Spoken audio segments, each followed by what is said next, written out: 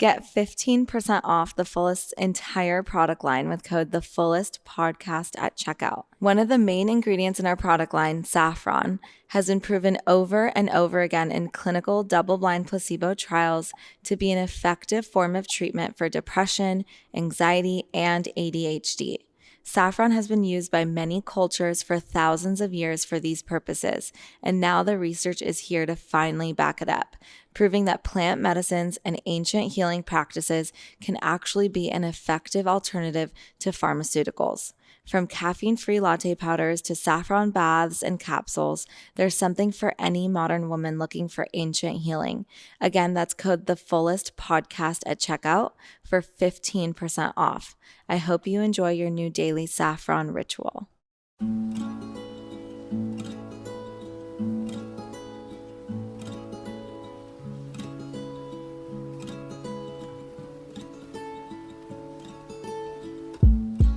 Hi, everyone. Welcome to the Fullest Podcast. I'm your host, Nikki Bostwick, and today's guest is Marc Sklar, who's also known as the Fertility Expert. He's a natural fertility specialist leading a team of fertility experts whose mission is to help you believe in your fertility and empower your body to create a healthy pregnancy by supporting and coaching you during your journey to motherhood. In addition to his Doctor of Acupuncture and Oriental Medicine, Marc trained at the Harvard Medical School Mind Body Medical Institute. He's the creator of MarcSklar.com and ReproductiveWellness.com, the co-author of Secret to Conception, and a fellow of the American Board of Oriental Reproductive Medicine and medical advisor for Natural Health International. Hi, Marc. Thank you so much for joining us. Hey, Nikki. Thanks so much for having me. I'm excited to be here today. I'm so happy that I came across your work, and I feel like it's not often where you can find someone who's not just a fertility expert, but also, just even in your own words, like really empowering women to trust their own body and to believe in their fertility. And I think in this day and age, there's so much fear around it, and I'm just really excited to dive into this conversation with you. And I'm someone who has 2 children.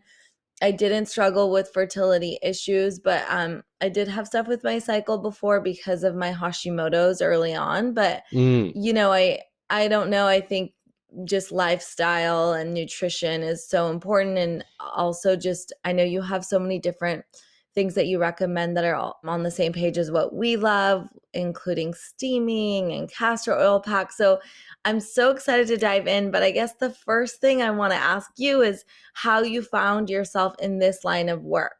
Yeah, well, first and foremost, thanks so much for having me here. I always love talking about this. And as you mentioned, my goal is to really empower women. I think that piece is such an important piece when we do fertility work and reproductive work and hormones, because so much of that power that we have as individuals oftentimes gets taken away from us or we're made to feel like we don't have it.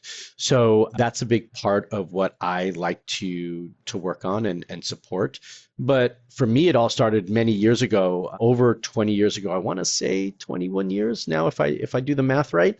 And I always knew that I loved working with people. I always knew that I loved working with women and working with hormones. But really the spark that pushed me down this road was when I helped the first woman that I started working with get pregnant. She had PCOS. I was still in school at the time, and she came to the school clinic and wanted some support. And within 5 months, she was pregnant. She couldn't believe it. I couldn't believe it.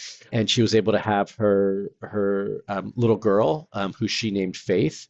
And that moment when she told me that she was pregnant, actually, it was me telling her she was pregnant because she didn't believe she was pregnant.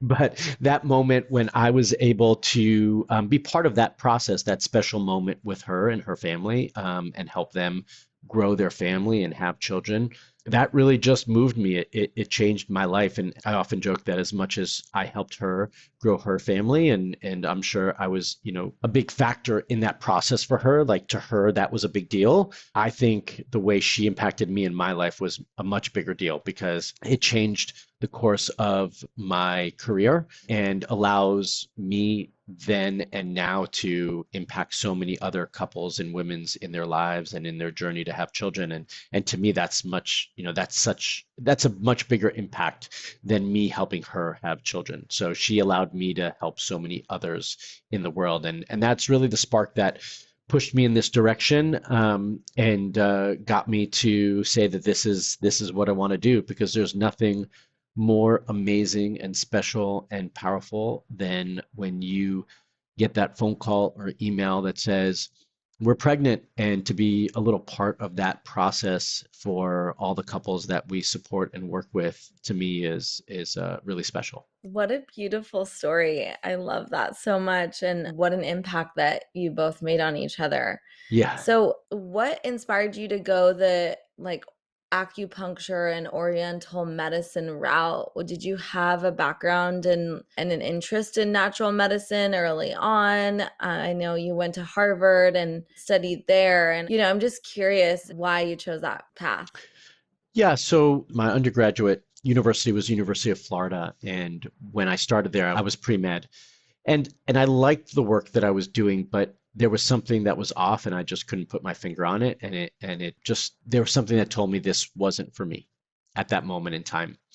And so I always knew I wanted to do something with medicine and helping people, but I wasn't clear as to what that was. And when you're trying to decide at school what you want to do, I think, oh, you want to help people and you want to do medicine, pre-med, like that's just what you do. But clearly, very quickly, that wasn't what resonated with me. And while I was figuring that piece out in undergraduate, I just became relatively sick. I had a lot of digestive issues, and um, I wasn't feeling well, and there was nothing that my physicians were able to do. They really just didn't have answers for me. And so, at the suggestion of one of my relatives, she suggested seeing an acupuncturist. And she had pushed me many times before to go see an acupuncturist, but I just really didn't have any reason up until that point in time.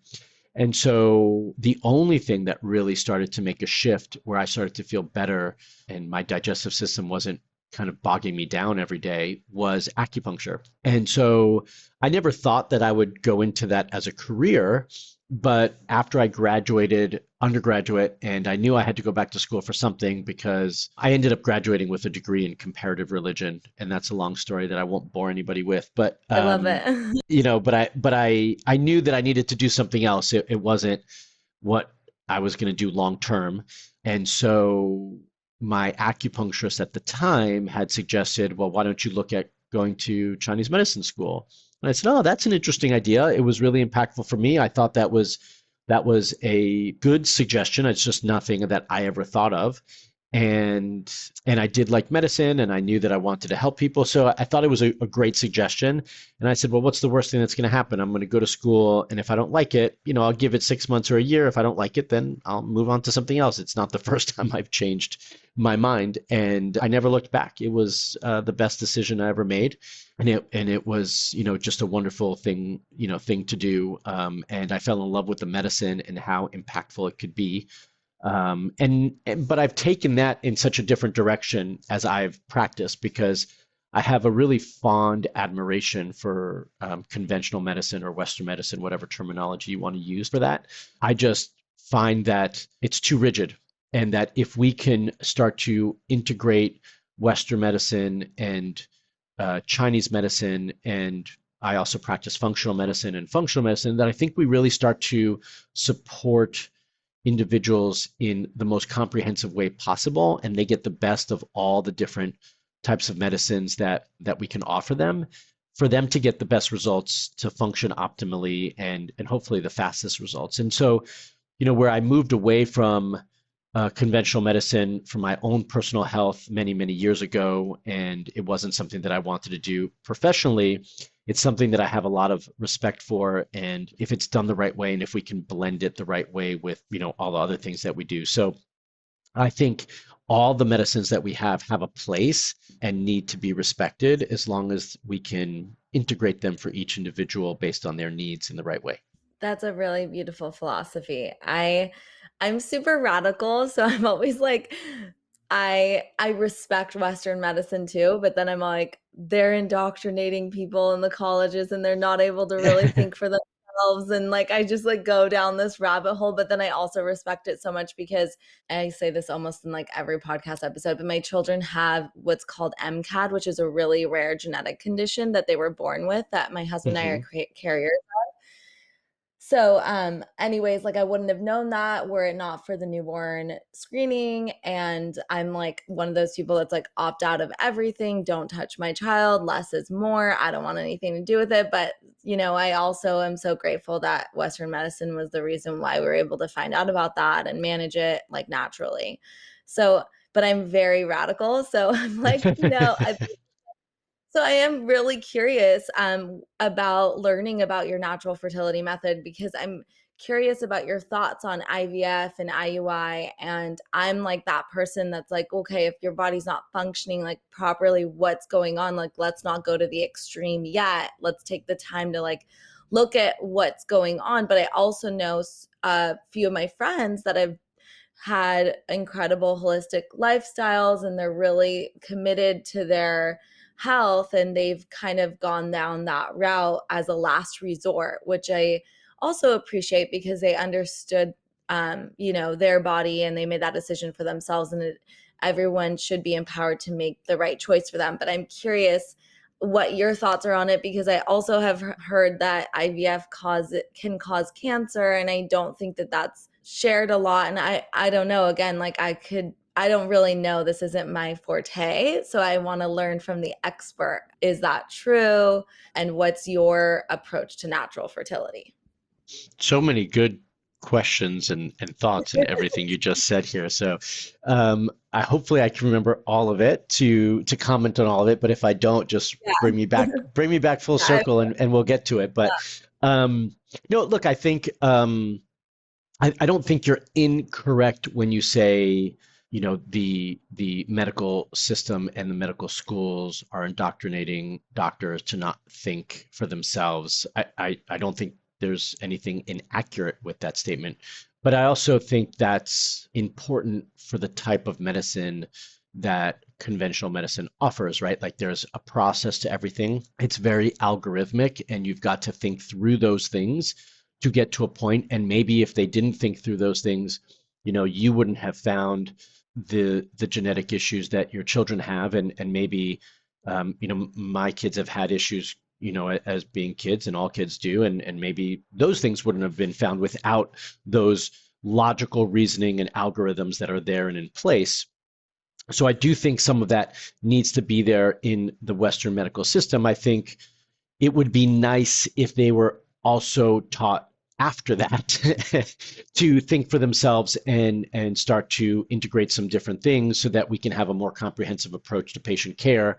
I do think some of that is coming down the road, albeit slowly, and I think you are seeing that change over time, but that's going to happen with each individual provider over time. So I don't disagree, and I'm sure you and I can spend a lot more time talking about that piece of it. But we see the same thing in the fertility space. So that's probably one of my bigger issues with the way reproductive health and fertility is managed in our modern system and world today, because you go into your OBGYN's office, they run maybe a couple of tests, nothing very comprehensive because they just don't have the time nor the expertise to devote to something like that. They will look at those labs and say, and that's only after you've waited 6 to 12 months or longer, right? Because they don't want to give you the time before that. And they're also instructed not to. And so then you run a couple labs, they look at it, oh, you're fine. And, just keep trying, or you're not. Let me send you to let me send you to the fertility clinic, which is really the IVF clinic. And so then you have these couples who are pushed towards IVF unnecessarily or prematurely, or you have these couples who are told everything's fine, just keep trying, when that's not necessarily the case because their OBGYN didn't really look at things properly. And so I think we end up in this little conundrum when that happens, and that's challenging for the individuals and couples because they're just taught to trust the physician who's guiding them, and let's just, okay, they say I should do this, I'm just going to keep doing this, right? I think part of that comes back to, and we talked about some free thinking and individual thinking as it comes to physicians. I think that also comes to us as individuals and patients ourselves, right? Just because your doctor is recommending something or doing something doesn't mean that you don't have the ability to think through that properly on your own and have some free will and thought to logically reason with that and say, yes, this makes sense or doesn't, or ask more questions to make a sound decision for yourself. Like we still are individuals and we oversee our lives and our own health. And so with that, we can't just give up those decisions to those people who told us what to do. I think it's fine if we follow along after we've done some critical thinking and made sure that it worked for us. And so I think that burden needs to be shared by everybody involved in that process. And I think that's an important piece. I also think we have to understand, just like you mentioned, that everything has a reason, everything has a cause. Why am I in this situation? Why am I having to deal with this right now? We're all faced with different circumstances in life, and we all have our own different health issues over time. But why? And that's the piece that I keep coming back to when I talk to couples who I work with. It's we want to understand why, and the why when we start talking about natural fertility support is not always having to do with fertility. We get pigeonholed because of the way our modern medical system is, and we've been preconditioned to understand our bodies in the same way because of this, is that everything is separated into specialties. So, oh, I'm having issues with my uterus and ovaries, so I'm going to go see my gynecologist, and then from there, the fertility doctor. But what if you really don't have issues with your ovaries or your uterus, even though you're having difficulty conceiving? What if there's other systems, other hormones, other things that are impacting your ability to conceive? Is that going to be even caught when you're evaluated by your OBGYN or fertility doctor? And often that answer is no, because they have their blinders on. They're only running certain labs. They're only looking at certain systems and certain body and certain organs. And that is good in one sense because they are the master of something very specific. It also can be a detriment when we need something a little bit more broad. And that's where I think we thrive, because we're going to look at the whole body with the specific understanding of fertility, but recognizing that other systems can impact your fertility and hormones, and with knowledge to understand what's going on in these other systems and how do we handle those things to also support your fertility. And so I think all of that is really, really important. But I think a lot of that shift, that consciousness that needs to happen to seek that out or to get more additional support really is not just the burden of the medical system, it's also the burden of the consumer, right? Of the public, because they're going to drive changes in anything, and healthcare is what we're talking about. And so if we have the consumer who really knows that we need something more and everything is not dictated by, or the answer for everything is not IVF or IUI, then I think we're going to start to expand how we support couples who are going through fertility challenges that haven't been getting that support up until this time. And I think that's really important, because I believe that 70 to 80% of all couples who go to IVF and have IVF are doing it prematurely or unnecessarily. But that's the only option they know or have been told is going to be their solution. But they're not always told why they have the problem. So often it's unexplained, or okay, you've just been trying for a year, so we're just going to send you to the IVF clinic, but there's no real understanding as to why. And I'm not saying that IVF is wrong or it won't be successful, but is it needed, right? It shouldn't always be driven by financial gains. And so really, what else can be done before we get to that point in time and before we send couples to do IVF, I think is a really important conversation to have, or to at least think about and conceptualize, and that's valuable, right? IVF is challenging. It's often an experiment. It's expensive. It shouldn't be the main solution to everything. And again, I don't have anything against IVF. I think there's certainly a time and a place for it. About 50% of the couples we work with go through IVF and IUI. So there's nothing wrong with it. And I'm here to just really educate couples and give them the information and be a sounding board for them, but it's not my decision to make. So I'm going to meet couples where they're at and support them through that process, if that's natural or with some form of assisted technique. My goal is to make that process successful, but I want them to have all the information they need to make those decisions properly for themselves so that they can know what they need to do. And that's really like my initial thought on that. I was going to ask you the percentage, so I'm glad you shared just like how much of it is really necessary. So you're saying like 70, 80% probably don't need to go that route. That's just all they know. Yeah, I And then, mean, yeah, because, IVF was created, if we think about it, it should really only be used in certain circumstances. We're having issues with sperm. The sperm can't get to the yeah, egg and it's not yeah, fertilizing. There's something structurally wrong, let's say in the uterus, or we're having something structurally wrong with the ovaries. There's certain circumstances that it was really created for. It shouldn't be just like the first line of defense when it comes to, oh, someone's having trouble getting pregnant. Okay, let's just do IVF. And that's what it's become. it totally has. And it's sad because like you said, it's so expensive and it doesn't always work either. So then you're like, because then if there are these other issues too, then it could just happen that it's not going to work regardless. So I feel like it's so important to have access to the information that you're sharing. And I guess my other question is like, if 80, let's say like that statistic you shared, 80% might not need to, then like the 50% in your clinic that decide that route, would you say like 80% of the 50% probably still doesn't need to? Well, often what happens with the couples that we see and support is I view them a little bit differently because often by the time they come to me, they've tried a, a lot of things and time is creeping up on them. So the there's two pieces to looking at something like this, right? It's do I really need it from a medical perspective? Like medically, is it going to be the answer for what I need? And the other piece is, well, I've been trying for 5 years. Like I spoke to someone yesterday, and literally they've been trying for 8 years to get pregnant.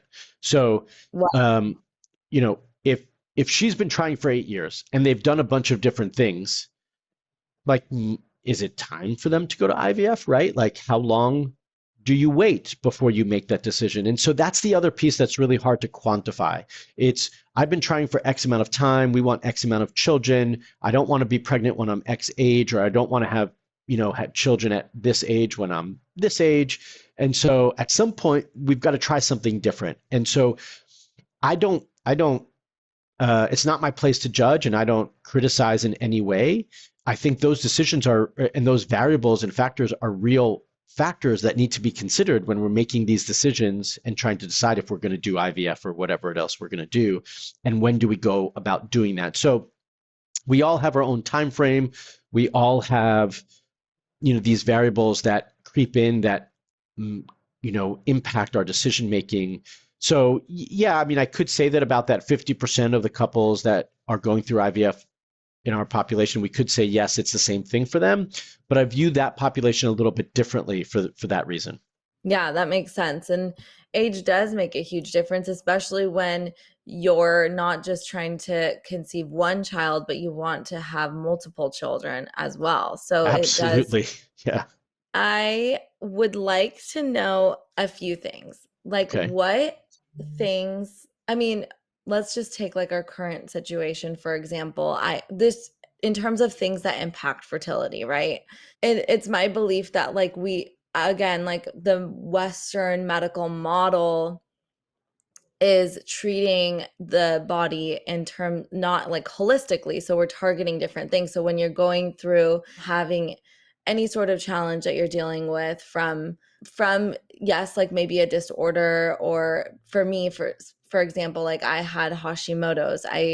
I used to take medication for it, but I completely stopped and healed it naturally, which like again, people think that they need to be on their thyroid medication forever, but I have no antibodies for Hashimoto's anymore, right? So but I guess, so for the question I want to ask you is, let's just take the recent coronavirus COVID-19 vaccine, for example, we know that women were impacted, their periods were impacted from receiving the vaccine. So most likely we can also like just consider that it could have affected fertility. I'm curious, and it's not just the vaccine. There's so many things that we do in our day-to-day lives that we take, that pharmaceuticals, all these things that can impact our fertility. So I'm curious if you can kind of speak a little bit to that, and if you've seen that affect people, what are things, because obviously we have a huge population that has been vaccinated, like what are things that, and not just the COVID vaccine, women are told to get the flu vaccine when they're pregnant, to get a lot of different vaccines or different things to protect the baby. Like how does that affect their process, their fertility, and like and keeping the baby? Have you seen, or can you share with us your experience? Yeah, so this this gets into somewhat of a tricky area. Whatever you're Oh, no, no, comfortable no. with. I only say that because there's not a lot of research first and foremost, and then two, there's not a lot of research that's easily accessible that will provide the information that many of us deserve to have and have accessible to make those decisions for ourselves. On the flip side, we each individual situation, especially as we're talking about COVID specifically, I think needs to be evaluated based on our so many variables, our age, our health, our previous medical history, where we work and what we're exposed to. So a lot of those decisions are not uniform decisions that we all can make the same thing, or the same decision. And that was a conversation I was having with a lot of couples, obviously much more during the height of the pandemic than we are at this moment in time. But in short, I can easily say that we absolutely saw issues on both sides of the coin with COVID. We saw it both with the virus and we saw it with the vaccine. So it's not isolated. I saw many women who got COVID, especially early on. Not as much now with the way the virus has mutated and changed, but especially early on, we saw that was absolutely impacting their hormones and their cycles and their health. Huge inflammatory markers and an inflammatory response was happening, and immune issues. So maybe someone who had immune issues or had a propensity to inflammation, maybe their approach to managing that part of the pandemic should have been different than someone who didn't have a lot of immune issues, really was at home anyway, and so forth. So I think those circumstances were a little bit different, but individuality at that time really wasn't something that was considered or discussed. Now, on the vaccine side of things, absolutely, we've seen issues with the vaccine. I've seen it in multiple places. You just brought up women, but I'm going to bring up both women and men. And actually, for men, I'm going to say specifically the virus was the bigger issue, not the vaccine, when we've looked at research and follow them. And I'm just telling you anecdotally, also clinically, what I've seen is that men who got the virus, and the more severe the virus was, the worse of an impact it had on their sperm quality. Now, typically, we saw that shift back to normal for the most part within 4 or 5 months. But absolutely, we saw a huge decline. Even to this day, if someone gets COVID, if a man gets COVID and they've got a fever, now we'll see that impact their semen analysis. Now, I will say, and I do want to be clear about this, is all viruses can do the same thing. So it's not exclusive to COVID, that if a man gets a virus and they have a fever, if we did a semen analysis before and after, odds are we'll see that there's an impact there. The benefit is that we also know that with a little bit of time, for the most part, we'll see that improve and go back to normal. So that's one piece of it. Yeah. Yeah, I never thought. That's really interesting. Yeah, the vaccine for women, I didn't notice as much of an issue. I'm not saying I didn't notice an issue, but I didn't notice as much of an issue with the initial vaccine that women were getting with their hormones and their cycles. I have noticed a much bigger issue with all the boosters that they're getting, because we're not meant to get boosters in the time frame that we were getting them. When you think about most other vaccines, and let's just take the flu, because you mentioned it, and it's an easy one to talk about.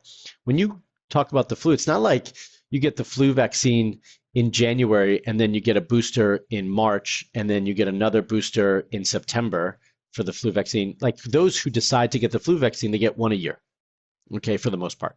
So we were getting 3 or 4 in a year. That to me is excessive. It's not the way vaccines were meant. It's not the way our body is meant to handle them.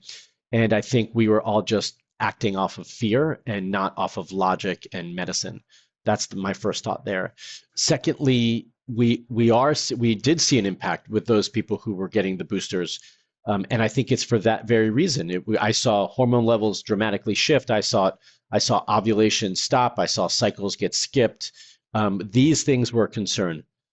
The positive is that with the right support and a little bit of time, we were seeing those things go back to normal. The real frustrating part of it is that no one is supporting couples in this way. They're just saying, yeah, get the booster and then come in for your IVF cycle and you can get pregnant. And they're not logically thinking through it and saying, well, if you get the booster, then let's give you a little bit of time before we move forward with your treatment. And so that piece is a bit frustrating for me.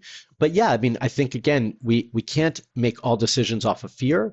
We have to make our decisions off of logic and reasoning and science. And we need to look at that critically for ourselves so that you can make the best decision for yourself in terms of what makes sense for you at any given time. That makes sense. Yeah, just individualizing it. I don't believe in one size fits all medicine, so it makes sense to look at it in that way. But I think again, it goes back to like people just aren't trained or equipped to address it that way. Mm-hmm. And I love that you say that it's up to the consumer, it's up to us as the public to really consider those things. Just like it's up to us as the public to really demand like organic food and look at what's going on with the organic food industry. It's booming and it's because consumers are the ones wanting that. Yeah, Again, I absolutely. And we should want it, by the way. That's a whole conversation about food quality. Yeah, Yeah. exactly. I mean, I always say like our food should just automatically be organic and we shouldn't have to pay extra for organic food. But that's like another thing that just I can go deep into. But I really love Do that you mind do you mind if I make a I comment real quick about do, that? please do. Because Okay. I feel like I'm so seen as like super extreme by my family for being like, no, my children, like we all need to eat organic. So I'd love for you to like comment on that. Yeah, I don't think there's much question. Like it's 100% true. My comment's going to be a little bit different, but on the same line there. Like I don't think there's much more for me to elaborate in terms of organic food. We all deserve to have organic food and healthy food that's not full of pesticides, chemicals, and toxins that are going to impact our overall health. So that should be a given. But that comes back also to me and I've been talking about this much more recently because I've seen a bigger issue with it. That comes back to alcohol. So alcohol is a big piece of our modern culture in multiple ways. It's how we socialize, it's how we de-stress. And, as much as I think all of that is probably overdone just a little bit, my point is really not about that. My point is about the quality. There was a research study done now, I think right before COVID it came out, but I don't remember exactly when, that tested beer and wine in the United States. And 100% of all the beer and wine produced in the United States, including all the wonderful wine that everybody likes to get from California and Napa Valley and so forth, all of it does have, and will continue to have Roundup, a ton of pesticides. Oh That's my gosh. glyphosate. That's a terrible chemical. We know all sorts of issues. It's been in the news because of all lawsuits and cancer and so forth. So it has tons of Roundup in it. And even the organic ones that everyone says is better, yes, they're better. They have less Roundup, but they still have a lot of Roundup in it. So every time you're drinking that beer, every time you're drinking that glass of wine, if it came from the United States, I want you all to have the thought, and I'm doing this on purpose, that you are drinking a glass of Roundup. Do you want that Wow. in your body? Is that exactly how you want to do it? I understand you might want alcohol. There's other ways to get it, other forms to consume it in. And so, I want everyone to understand that you're making a conscious decision. And unless we stop consuming it, they're going to keep doing it. Now, Roundup stays in the earth and in the soil for hundreds of years. So it's not like it's just going to go away, but it's got to start someplace. Yeah. And if we don't make that change with our dollars, then it's not going to change. And we all need better options. And there are better options even today out there for all of those things. But certainly we deserve for that piece to be changed. Even biodynamic wine, like you said, like again, it's less, but also they might grow it organically or biodynamic grapes, but then they gas it and they do all these other things post processing and to make it where it's the farthest thing from natural wine that could be. But I'm glad you brought up alcohol. I actually just was talking to Dr. Wolcole too, and he talks about it a lot. And it's just important to bring up because, like you said, it's just part of our society and it's considered, to just be this thing to do to get the edge off, which I guess, like, whatever, to each their own. But to really change that perspective from why am I drinking a glass of Roundup to get the edge off? It's like really actually Yeah. wreaking havoc on my whole body. Yeah. And changing, my just the whole structure inside to maybe that does end up creating more anxiety, more issues, right, down the line Yeah. because of It causes all consuming. sorts of other health issues. Absolutely. And I should mention, because this is becoming more legal in all sorts of states, soon to be legal nationally and federally, is, marijuana. By the way, that's sprayed as well. And unless, I don't know the qualification that you're looking for. I know that there are some brands out there that don't use pesticides and chemicals on the crop, but that's the same thing, by the way, for everybody listening. Yeah, no, that's Yeah. really important to bring up. And I am curious about like the CBD products and stuff that are using that. I guess I haven't even looked into. I'm sure that there's like organic CBD. But yeah, it's so important to be aware of what you're consuming and things that we don't think about that can totally be sprayed. I mean, almonds, like there's so many health products that have almonds in them, and I love almond milk, but I make sure my almonds are organic. And there's so many brands out there that are health products that are using heavily sprayed, almonds or oats, for example, that are an alternative that you're paying a premium for this like alternative thing that is great, but then you want to make sure it's organic because otherwise those are heavily sprayed crops as well. So just kind Correct. of Yeah. it goes farther and farther, but yeah, I know, so I I know wanted that's not what our conversation was supposed to be about, but I that. felt like I needed to add that in. It plays a role in production of semen, and it plays a role in like the holistic treatment to support natural fertility, because really that's what it comes down to. We're so far from the natural world. I talk about this a lot. We sit inside. We have so much to heal from nature that we can incorporate, but I think we're just people that just sit inside on our phones, on our computers. We don't even take our shoes off to go ground into the earth. If we do, we go outside and there's like turf and asphalt. That's like the Right. closest thing. So I think it's just the more we talk about it, the more there's like this shift in, oh, okay, this is what I need to like look for. This is what I want to do. I want the sun to heal me. There is information in the wind, that there's just so much information in the natural world that we can get. But yeah, so I wanted to ask you, I know that you support really traditional practices that we love and that we've advocated for, like pelvic steaming and castor oil packs. And that's something that even a lot of natural fertility practitioners don't get into. And so I'd love for you to share how you've seen that in your practice really support the women that you've helped.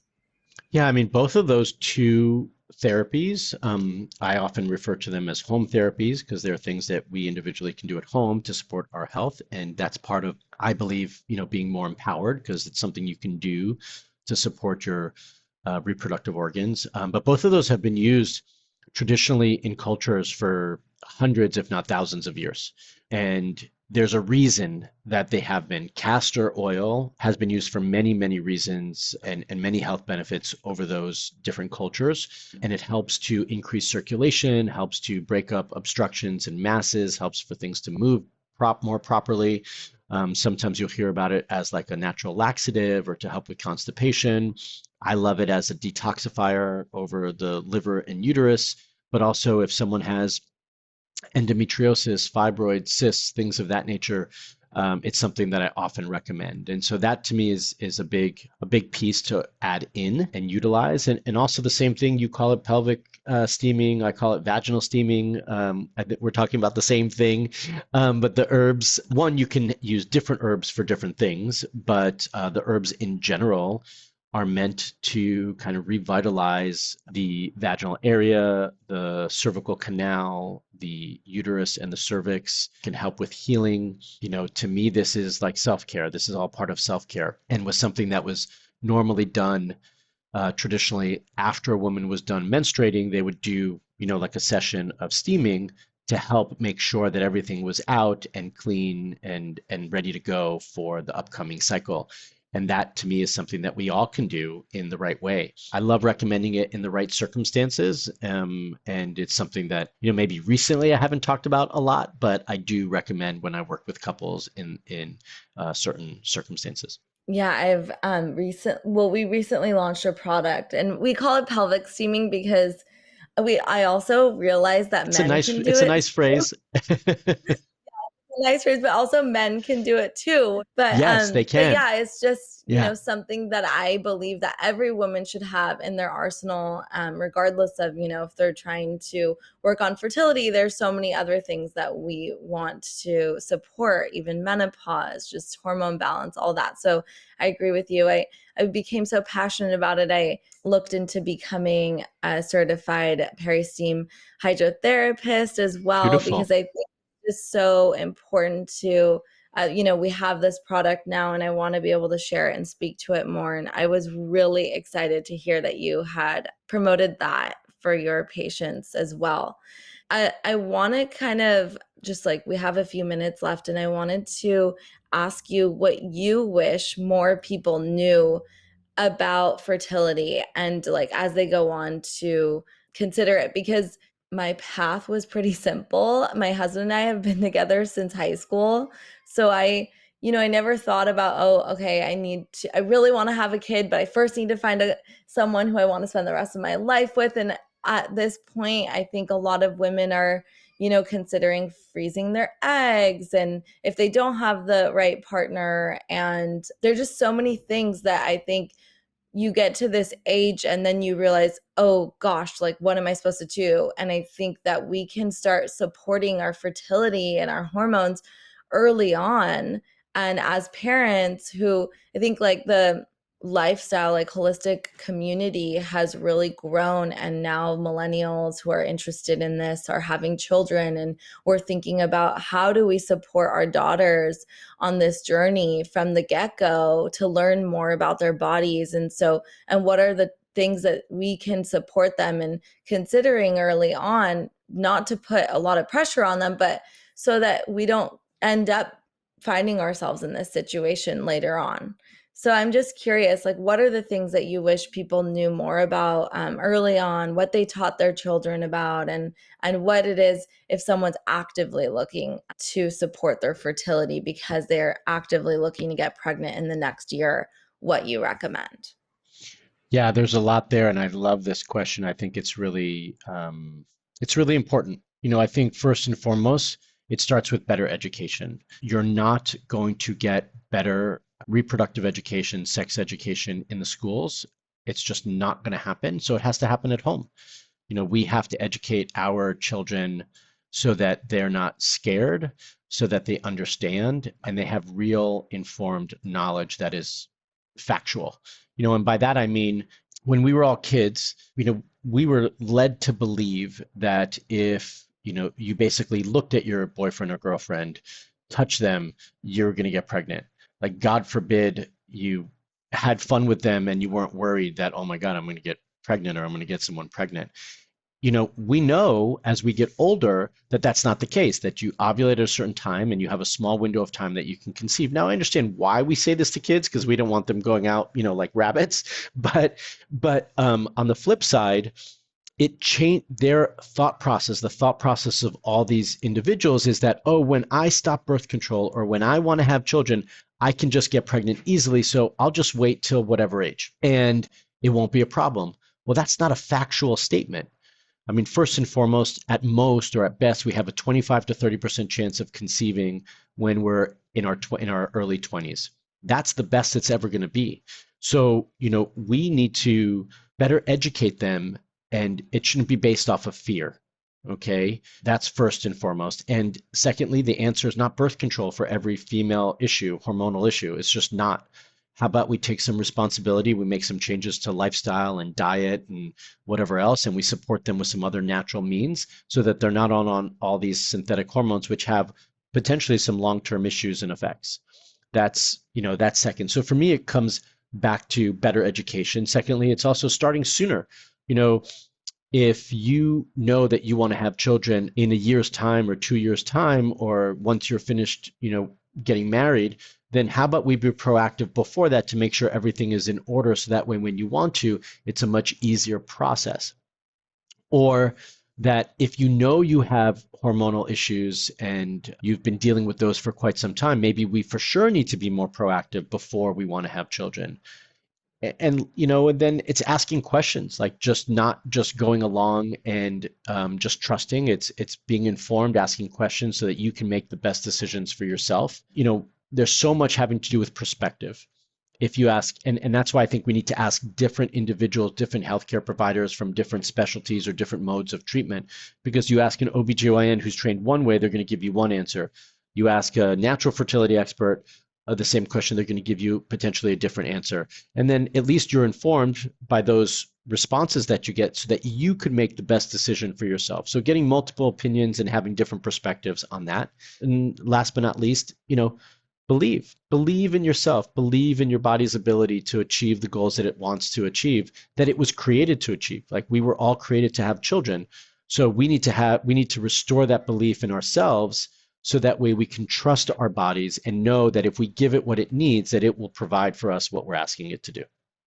I love that. I love what you said about birth control. I completely agree. And again, yes, believing, because this is what we were created to do. And I think that we've grown in society and women have gotten more rights and women are in the workplace and we're growing our careers. Like we've forgotten that this is literally what our body has been created to do. And this is what we're meant to do. And our body knows how to do it without us even doing much effort, right? We like grow a human. It's so incredible. It's beautiful. And I want that for every woman who wants that for herself. And I know that for people that are listening, or if you or anyone you know is ready to start a family, I know Marc can help you get pregnant wherever you are through his virtual consultations and online programs. So Marc, please let us know how people can contact you so they can work with you.